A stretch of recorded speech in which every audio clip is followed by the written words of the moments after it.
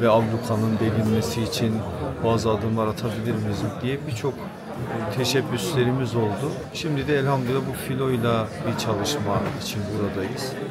Umut ediyoruz ki birkaç gün sonra kalkan gemilerle beraber Gazze'ye doğru yola çıkalım ve ulaşalım oradaki kardeşlerimize. 2 yıllık bir zaman geçti, Gazze yerle bir oldu. Bunun mahcubiyetini yaşıyoruz ama eğer bu sefer inşallah ulaşabilirsek en azından bundan sonraki süreçte ablukanın delinmesi adına bazı adımlar atılmış olur.